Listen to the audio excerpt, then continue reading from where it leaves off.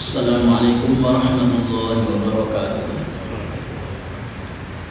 Alhamdulillah tabaraka wa ta'ala wa musalliyan wa musalliman ala Rasulillah sallallahu alaihi wasallam. La hawla wa la quwwata illa billah.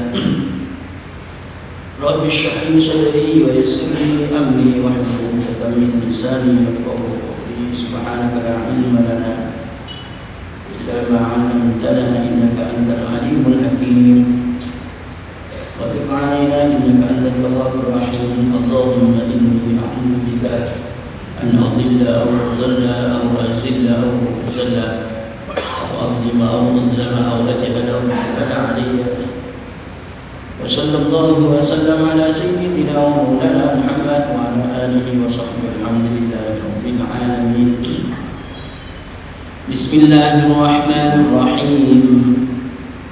واعبدوا الله ولا تشركوا به شيئا وبالوالدين إحسانا وبذي القربى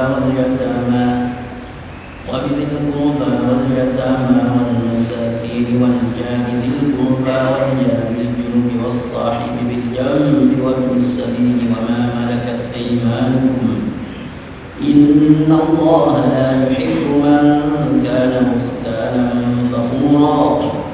الذين يبخلون ويأمرون الناس بالبخل ويكتمون ما آتاهم الله من فضله وأعتدنا للكافرين عذابا مهينا. Dimaksud dulu diminta Allah, kita membacakan insyaallah surat An-Nisa ayat 36, masih berkaitan dengan urutan berbuat baik kepada manusia setelah kita beribadah kepada Allah. Kalian sembah Allah, jangan sekutukan Allah dengan apapun. Letakkan kebaikan pada kedua orang tua.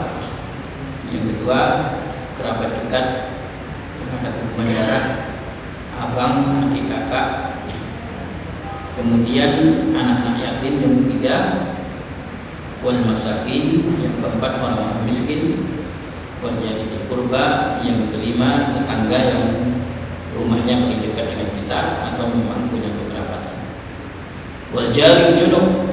Dan tetangga yang rumahnya paling jauh dari kita, yang jauh. Yang keenam, tetangga dekat, tetangga jauh.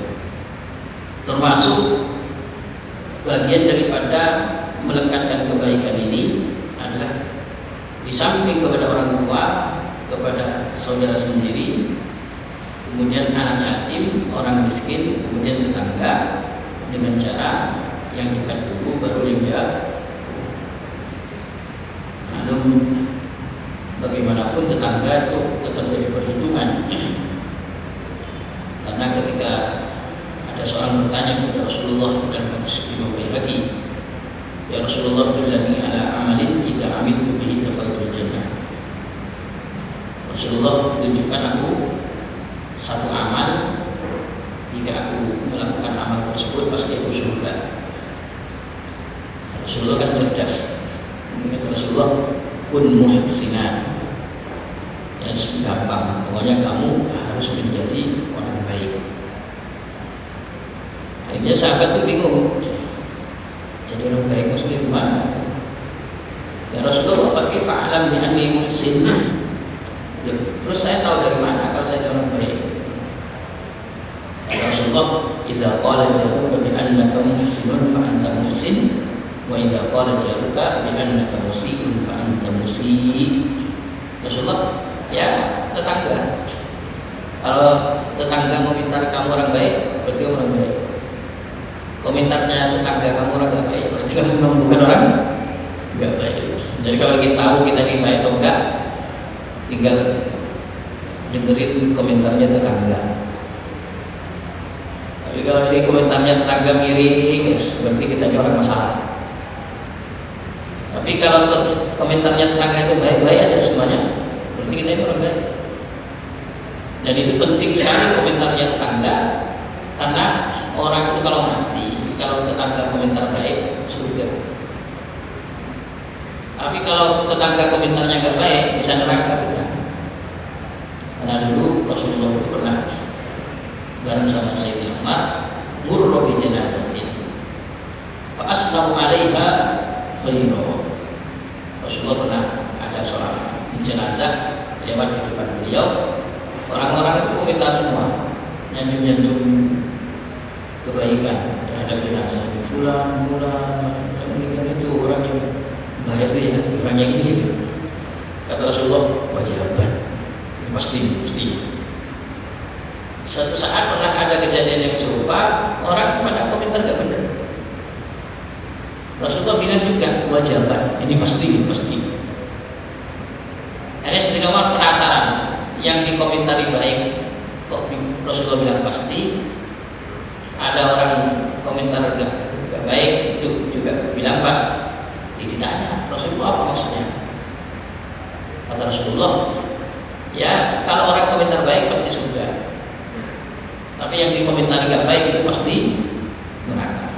Makanya kenapa orang mati itu biasanya sebelum dibawa itu kan dipersaksikan para bapak, para ibu semuanya, sanak famili, handai tolan, tetangga, saksikannya jenazah ini baik. Yang perlu komentarnya itu. Karena Rasulullah bilang kalau dikomentari baik mesti surga. Padahal sebenarnya nggak perlu begitu. Orang itu otomatis, terutama tetangga. Kalau memang baik orang mesti kehilangan dan akan bilang orang yang baik itu sudah meninggal. Kayak kemarin, insya Allah surga ini, insya Allah. Saya berangkat bersama jamaah. Terus sepulangnya itu di bulan Ramadan ini juga sebulannya 2 hari kemudian meninggal. Dia meninggal. Terus saya tengok di komentarnya grup itu ada yang komentar begini, saya bersaksi meskipun saya hanya bersama beliau 13 hari, beliau adalah orang baik. Jadi orang itu perlu komentarnya orang lain, Pak. Perlu. Karena kalau ada orang komentar baik pasti surga. Dan biasanya yang rajin komentar itu tetangga. Yang rajin komentar itu tetangga. Gak mungkin orang jauh. Yang rajin komentar. Karena yang paling tahu perilaku kita, kebiasaan kita itu tetangga. Maka gak apa-apa berperilaku baik itu biar dikomentari nanti pas mati, Pak. Yang itu dalam rangka menjalankan syariat. Ada orang bilang, wah gak penting manusia ridho atau gak ridho, yang penting Allah ridho. Ya siapa yang gak ngerti? Tapi kalau ada orang rajin ibadah ke masjid, kemudian gak pernah usil, ya mesti orang komentar baik, orang itu taat, gak pernah ganggu orang lah. Ini mesti kan begitu. Meninggal. Tapi kalau ada orang nakal mati, siapa Pak meninggal? Yang itu ya, yang biasanya refleks orang itu. Yang biasa harus refleks. Wah itu calon neraka. Nauzubillah min. Yang suka refleks calon neraka. Makanya wajah di qurba harus tuh berbuat baik kepada tetangga itu harus.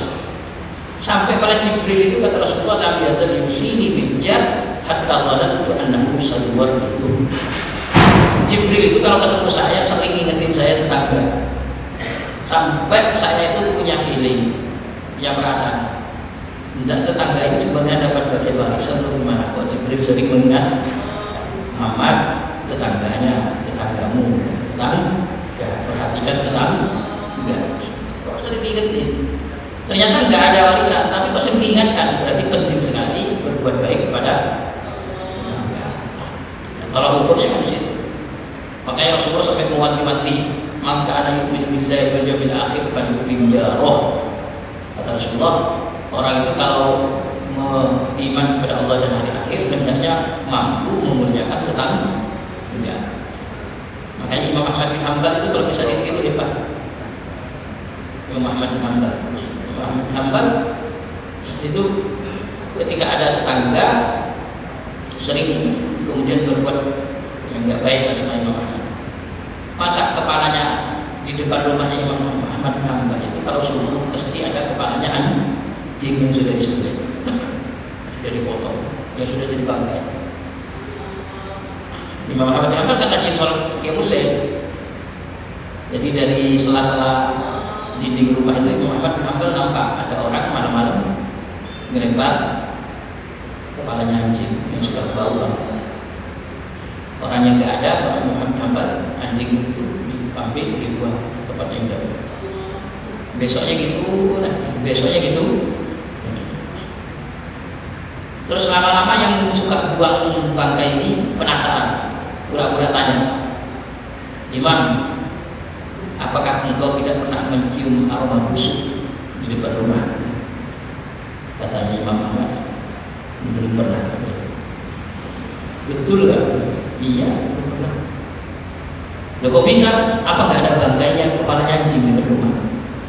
Ada, tapi belum sempat busuk-busuk kali sudah saya buang. Loh berarti aku tahu kalau malam-malam itu ada. Tahu? Siapa ada yang buang tahu? Dia tahu juga saya buang, saya tahu. Tapi kenapa aku nggak marah sama yang buang? Karena yang buang itu tetangga saya. Padahal orangnya itu. Karena yang membuang kepala anjing itu tetangga saya. Saya kalau marah sama dia, saya takut tidak masuk pada sabda Rasulullah, "Man kana yu'minu billahi wal yawmil akhir falyukrim jarahu." Siapa yang beriman kepada Allah dan hari akhir, muliakan tetangga. Karena dia tetangga saya gak bisa memarahi dia. Jadi saya, karena dia tetangga, saya muliakan dia meskipun begitu kelakuannya. Akhirnya orang yang minta maaf, maafkan saya, maafkan saya sadar diri. Seperti itulah ya ulama. Imam Ahmad terkenal dengan kehati-hatiannya di dalam mengamalkan ilmu hadis. Saking takutnya itu tidak masuk. Kalau kita kan sering bilang urusan belakang ya. Urusan belakang enggak benar kok. Kalau beliau tak rela mengalah, yang penting apa? Memuliakan tetangga. Ada yang muda, nanti pas undang nakal orangnya. Sampai Imam Ahmad bin Hanbal datang, dibilangin, Imam, kok datang ke sini? Siapa yang undang? Oh, gak diundang ya? Balik. Lalu suatu saat diundang lagi, dipermalukan depan umum. Pas sudah nyampe, katanya gak diundang, balik. Akhirnya kami gak pernah marah beliau. Sampai ada yang bilang, Imam, kamu kok ini diperlakukan seperti itu sama